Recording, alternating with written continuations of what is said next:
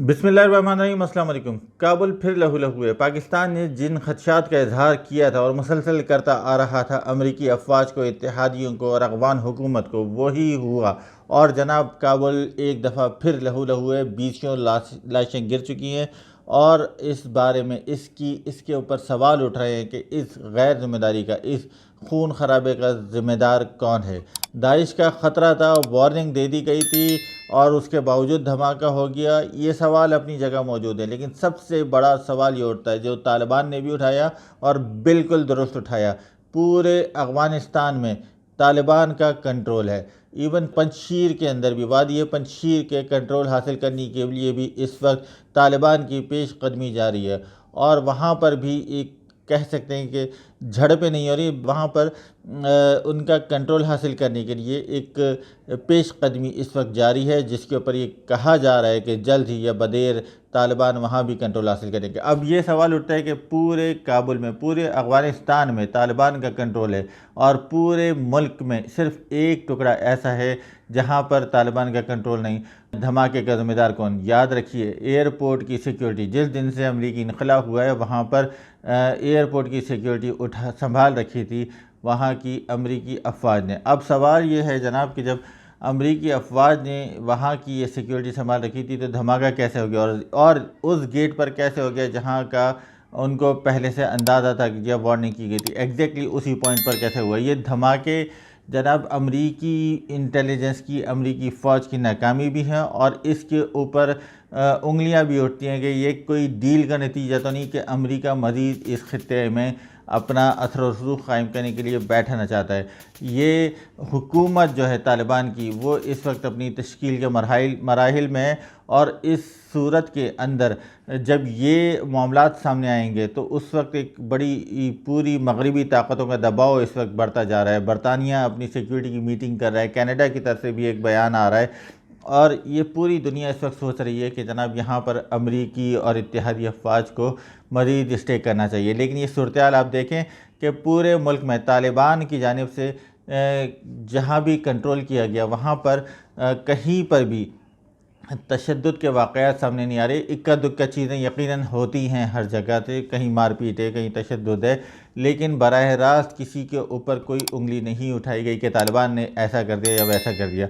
अब उसके अंदर ये ज़रूर सवाल उठता है कि जहाँ एक छोटे से एरिया के अंदर कंट्रोल था तो वहाँ धमाका कैसे हो गया।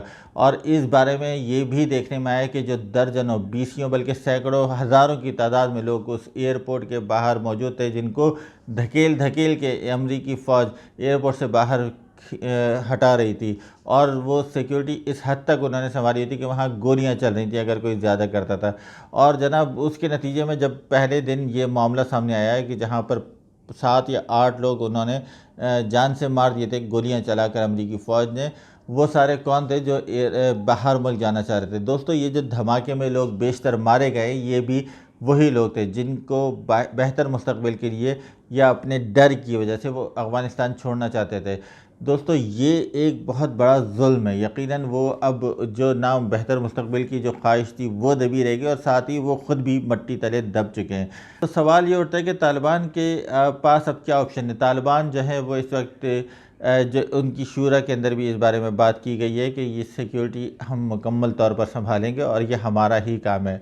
अब तालिबान को सबसे बड़ा चैलेंज पड़ेगा दाइश से लड़ने का। दाइश वही वहशी और जंगली ग्रुप है जिसको आप ये कह सकते हैं कि इस्लाम के नाम पर तैयार किया गया था, हालांकि उसका इस्लाम से दूर दूर तक कोई ताल्लुक़ नहीं था।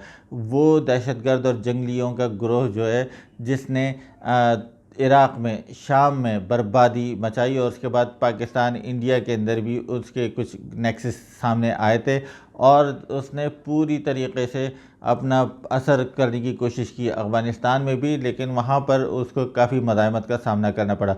अब चूँकि तालिबान वहाँ मुकम्मल तौर पर सामने आ चुके हैं तो वो उनकी आड़ में मज़हब का लिबादा ओढ़ के तालिबान से भी भिड़ सकते हैं। तालिबान को इस वक्त सबसे बड़ा चैलेंज होगा कि अपनी सफ़ों के अंदर भी और जो गली मोहल्लों में दाइश के नेक्सस हैं उनको तोड़ा जाए। यकीनन तालिबान का असर व रसूख, उनका जो कंट्रोल है वो काफ़ी फैला हुआ है और इस मामले में जब वो उस बाकायदा इसके ऊपर अपना काम करेंगे तो इंटेलिजेंस उनका साइंटिफिक बुनियादों पे यकीनन अभी तक नहीं है, तो उसके ऊपर उनको काम करना पड़ेगा। और दाइश का नेटवर्क, क्योंकि दाइश के अंदर वो प्रॉपर एक वेस्टर्न सेटअप है, और दाइश को जो है बाकायदा तौर पर जदीद इंजीनियर्स भी दिए गए थे, दाइश को डॉक्टर्स भी दिए गए थे, बड़े बड़े साइंटिस्ट उनके साथ मौजूद है। तो दाइश जो है वो एक बड़ा ख़तरा अफ़गानिस्तान में बन सकती है। इस वक्त जो तालिबान है उनकी असल फ़ाइट दाइश से रहेगी, और ये अफ़गानिस्तान में उनके लिए एक बहुत बड़ा चैलेंज बन सकता है। तो बहरहाल आने वाले वक्तों में इस वक्त सिचुएशन ये है कि तालिबान को अपनी हुकूमत साजी भी करना होगी, और साथ में आवाम के दिल जीतने के लिए वो बज़ाहिर नज़र तो आ रहे हैं कि उन्होंने स्कूल भी खोल दिए हैं, ख़वातीन के लिए को काम करने की आज़ादी भी दे रहे हैं।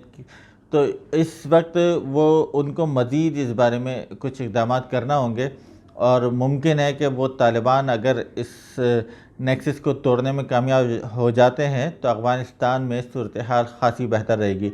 याद रखिए, हमारा सारा कंसर्न अपने वतन के अमन व अमान से, यकीनन पड़ोसी मुल्क होने के नाते हम वहाँ भी चाहते हैं कि अमन हो, पूरे ख़त्ते में अमन हो, लेकिन अफ़गानिस्तान में हालात की ख़राबी का असर ये हम हमेशा से देखते हुए आए हैं, पाकिस्तान पर भी पड़ता है। तो दुआ करते हैं कि हालात कंट्रोल में रहें और सिचुएशन खासी बेहतर रहे, और आने वाले दिनों में मज़ीद ऐसे वाक़यात सामने ना आए।